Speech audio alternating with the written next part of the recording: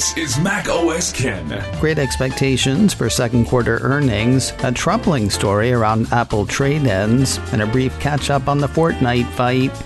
It's Thursday, the 15th of April, 2021. I'm Ken Ray, and this is news from Mac OS Ken, brought to you by yours truly and sponsored by Headspace. Meditation made simple.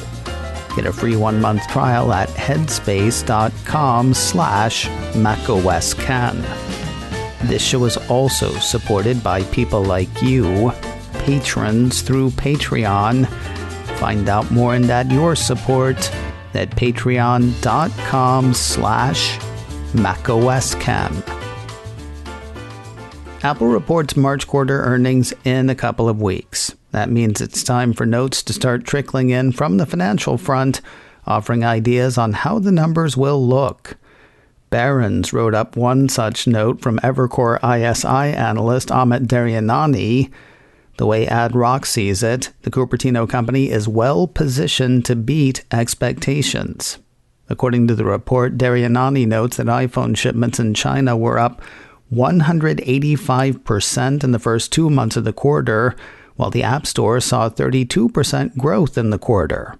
He notes that Apple had guided to some deceleration in services in the quarter after 30% growth in the December quarter, but he sees potential that that growth will be steady or better given strength in the App Store. Now, one point of concern lies in components, or potential lack thereof. While the supply chain issues are real, wrote the analyst, we expect Apple will be relatively protected by its status as one of the largest electronics purchasers in the world. Daryanani has an outperform rating on Apple shares. His price target on the shares is $175. Yesterday, we covered a change for Discord on iOS and iPadOS. A piece from Apple Insider said the voice-based chat service was blocking servers tagged not safe for work on apps made for Apple's handhelds and tablets. They're not doing that for the desktop app, nor are they doing it for Android. I had made light of Apple's puritanical nature, then acknowledged that it might not be fair to put this on Apple's doorstep. Yeah, it turns out it was totally fair. A piece on Wednesday from Apple Insider had a Discord spokesperson saying the company had blocked the NSFW content from the iPhone and iPad apps to comply with an unidentified Apple policy. A somewhat disheartening story from The Verge on Wednesday. The site talked to a number of people who'd sent various items off to Apple for its trade-in program, only to have the amount offered for the trade-in significantly reduced once the item was out of their hands and in Apple's. Except the items in question weren't in Apple's hands. They were being handled by an Apple partner called Phobio, which the piece describes as an enterprise service provider that specializes in offering white-label trade-in services other companies can pass off as their own. From what I picked up from the article, and what I remember from trading in my iPhone 8 Plus, if you take your stuff to an Apple store, Apple staff and technicians give it the once-over and offer a trade. Trade-in by mail is a bit different. You go to Apple's site, you answer a few questions about your device, and the site quotes you a price. If that sounds good, you send it off. Then technicians on the other end give it the once-over and offer a trade. What The Verge heard from a number of people was that the trade-in value offered by Apple partner Phobio was often less than half what had been quoted online for problems the customers themselves could not see. White spots on the display was a common reason for the reductions, spots the customers did not see before the device was sent in, nor upon the device's return. Quoting The Verge, a large number of the complaints about Phobio have a common theme, a MacBook or iPhone that seems to be in perfect working order, only for the device to later have an unexplained deficiency. Phobio, which is at that point in possession of the device, then offers the customer the option to accept a reduced quote or ask for the product to be shipped back.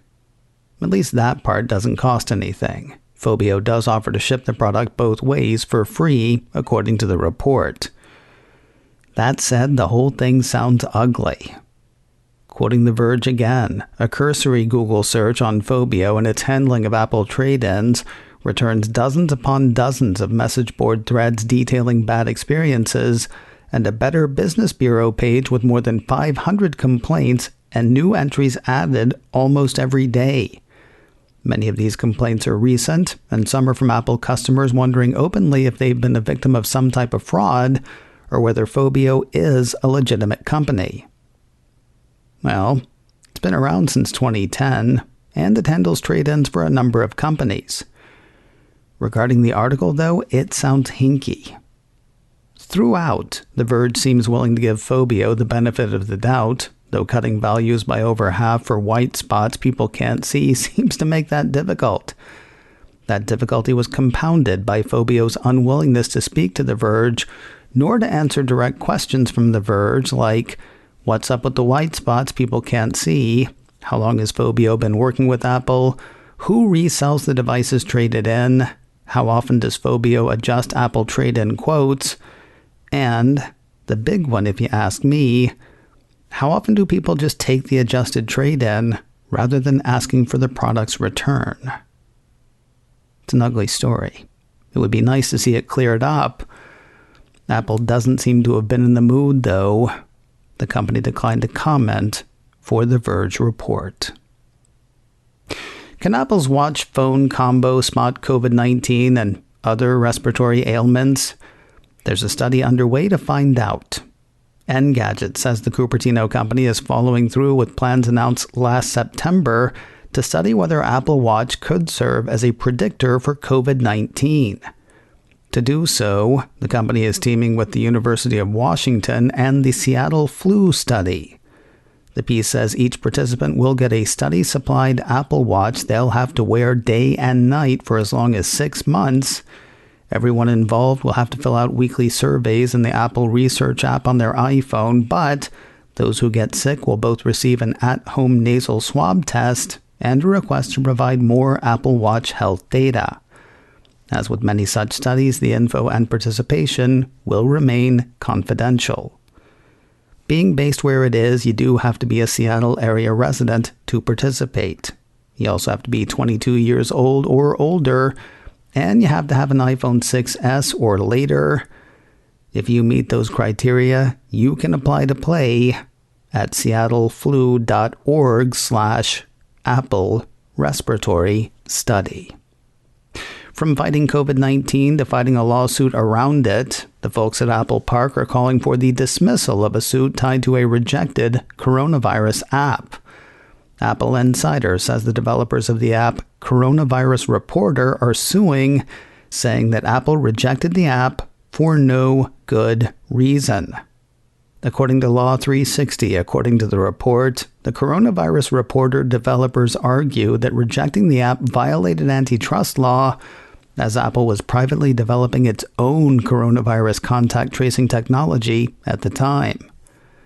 Of course, Apple said pretty early that it would only approve coronavirus apps developed by or in conjunction with recognized institutions such as government, hospital, insurance company, NGO, or a university. Apple made that clear in mid-March of 2020, though it had already rejected the app in question before it did. Now the developers behind the rejected app are suing for $800 million. While Apple itself cannot laugh them out of court, the company would like the court to do it for them. Apple Insider quotes Apple's call for dismissal, saying this case is born of a developer's dissatisfaction with Apple's lawful efforts to ensure the App Store was a place where consumers could find trustworthy and reliable coronavirus-related apps. The company went on to argue that points in the suit exhibit a cavalier disregard for the law and facts and border on the frivolous. More news in a moment, but first a word from Headspace. Meditation made simple. I told you a few weeks ago that I was working through the Basics program in Headspace. That's the one that gave me a few tools to center, focus, and calm myself. Different than the SOS meditations. Basics help you build. So I did Basics 1, then poked around a few other programs. Now I'm back to basics. Basics 2 this time. And we've hit on something interesting. Mindfulness isn't just about you. It's also about the people around you. Put differently, if your head is a bag of cats, the people in your life are going to feel that. If you're more relaxed, more focused, if you're calm, the people in your life are going to feel that too. Separate studies conducted by Northeastern University found that 3 weeks of Headspace increased compassion by 23% and reduced aggression by 57%. Mindfulness and meditation may feel self-indulgent, but it's not just for you. That said, you deserve to feel happier, and Headspace is meditation made simple. Go to headspace.com/macOSCan. That's headspace.com/macOSCan for a free 1-month trial with access to Headspace's full library of meditations for every situation. This is the best deal offered right now. Head to headspace.com/macOSCan today. Right. I may have officially reached my limit on the whole Epic v. Apple thing, at least until the trial is actually underway. A couple of things happened while I was off last week. I saved the stories to tell you about them this week, but every time I started to write them up, I realized I would rather eat bees than spend time on it. But bee populations are depleted, plus you deserve to know, so quick as I can, here's some stuff. Apple Insider ran a report late last week saying that the case between Apple and Epic in Australia has been put on hold. According to the piece, Apple has been granted a 3-month stay as the companies prepare to duke it out in a court in California. There are a number of ways that that case could be stayed permanently, but let's deal with those when it is or is not. A big shocker that had the internet abuzz for a day or two was why there's no iMessage for Android. According to a piece from The Independent, revealed through court documents submitted as part of the legal battle between Fortnite publisher Epic Games and Apple, the Cupertino smartphone giant had made a decision as early as 2013 to not develop its messaging platform for competing phones.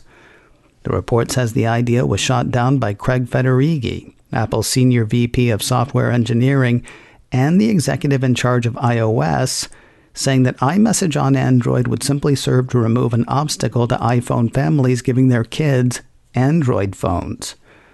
Mr. Federighi also said that it would be a horrible idea to make it easier for someone to switch away from our platforms.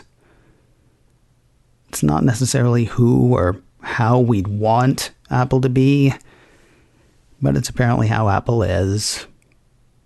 If you're looking for surprise courtroom drama, you had better not see it in the Epic versus Apple fight. Earlier this week, Apple Insider had the judge hearing the case, Judge Yvonne Gonzalez-Rogers, warning both sides against anything unexpected. In a ruling over the appearance of certain witnesses, the judge wrote, "The court has repeatedly instructed that trial is not an opportunity for surprises. Instead, it is an opportunity for the court to measuredly consider and weigh the relevant evidence to reach a final determination." The trial is set to start on the 3rd of May. It cannot end soon enough. Hey, remember how Cellebrite helped the FBI hack the iPhone 5C of the reprehensible San Bernardino shooter some 5 years ago? Yeah, it turns out not. Though Cellebrite was never officially said to be the company that helped law enforcement on the case, it was sort of assumed that they were. A quick search on DuckDuckGo yesterday shows everyone from the Mac Observer to the BBC drawing that conclusion. Everyone needs to go back and make corrections. Engadget highlights a story from the Washington Post that says it wasn't Israel's Cellebrite that tunneled into the phone. It was Australia's Azimuth. Quoting Engadget, sources tell the Washington Post that Azimuth founder Mark Dowd discovered a flaw in Mozilla's open source code which was used by Apple to handle accessories connecting to iPhone Lightning ports. Azimuth researcher David Wong used the exploit to get into iOS 9 devices and then string together other exploits to get access to their core processor. From there, he was able to try multiple pin combinations without risking any data deletion. Perhaps the most interesting part of all of this, it seems that Apple may have known who it was the whole time. Quoting Engadget again, Wong later founded Corellium, a security company that's developed virtual iPhones for researchers to test. Apple, likely aware of Wong's background, previously tried to hire him for its own security work. Now Apple is in the midst of legal battles with Corellium. That is one weird story. And finally today, remember the story from Self yesterday? The one that had Self saying that Apple TV Plus is tops in terms of quality based on its overall IMDb rating? Yeah, something Self may want to take into account. It's not critics Apple needs to please, it's consumers. And a recent study from Morgan Stanley says they don't seem quite as enamored. Variety highlights Morgan Stanley's 11th annual streaming survey. According to that, when asked which premium over-the-top service has the best original programming, Apple TV Plus is nowhere near the top. The way the responses run, Netflix is first with 39%, Amazon Prime is second with 12%, Disney Plus and Hulu are at third or fourth with 7% each, HBO Max is next with 6%, Apple TV Plus is next with 2%, and Showtime and Starz round out the list with 1% each. Well, then there's this other one with 1%. It's just called Other. The other 23% went to a little outfit called Don't Know. Hey, maybe a cartoon would turn those numbers around. There's a short one on the way. Apple issued a press release Wednesday announcing the first film to come from its partnership with Skydance Animation. Not the first film it's announced, but the first one we'll see, it seems. According to the piece, Blush is the first short film in a long line of short films, long films, and series coming from the partnership.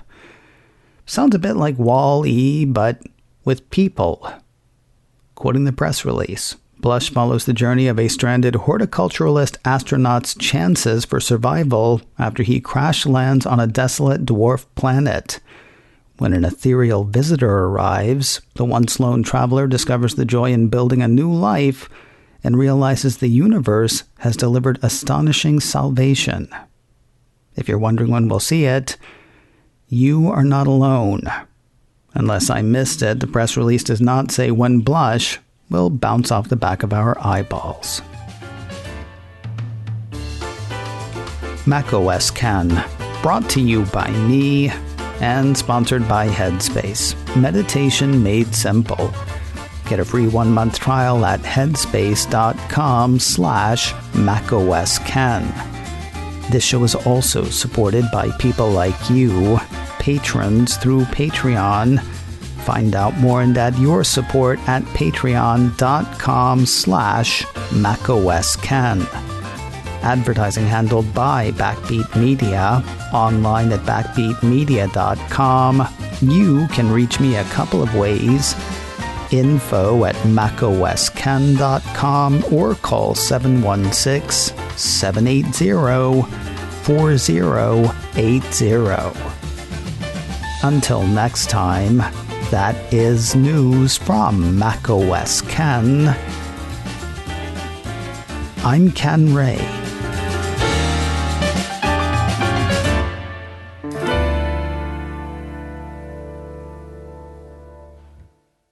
Ciao.